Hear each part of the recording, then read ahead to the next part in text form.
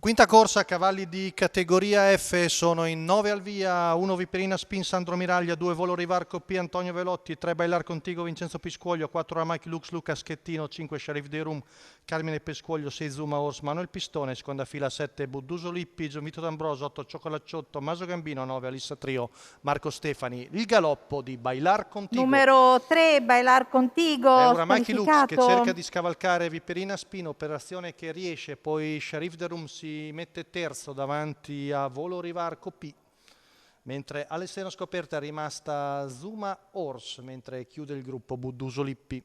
15 primi 200 metri da parte dell'allievo di Luca Schettino, Uramaki Lux che conduce davanti a Viperina Spin e Sharif Dei Rum.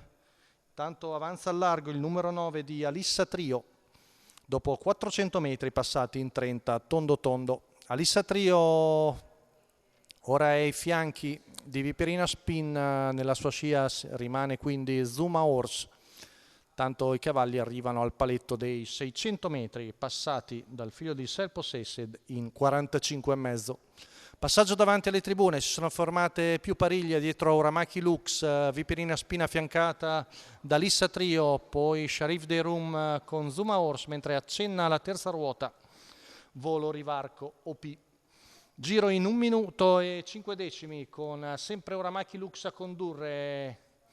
Volo Rivarco P prova ancora a spostare ma non riesce per il momento a perseverare. Chilometro che va via in 1.15,6 dopo il 15,1 della curva, con Uramaki Lux ancora in controllo su Viperina Spin che perde qualche lunghezza, sempre tonica invece Alissa Trio, poi Zuma Horse che cerca di intervenire, paletto di là passato in 14,1, cerca di prendere vantaggio Uramaki Lux, mentre Alissa Trio ora ricarica le pile nella sua scia con all'esterno Zuma Horse. Siamo a 200 metri dalla conclusione, ultima curva passata in 14,2, Uramaki Lux sembra ancora tonico, in vantaggio, ha preso una decina di metri Luca Schettino con Uramaki Lux, ha preso tutti sul tempo e viene a vincere molto bene, mentre per il secondo Zuma Horse batte Alissa Trio, al quarto Budduso Lippi. 1.13,7 la media al chilometro, 28,6 a chiudere in percorso di testa.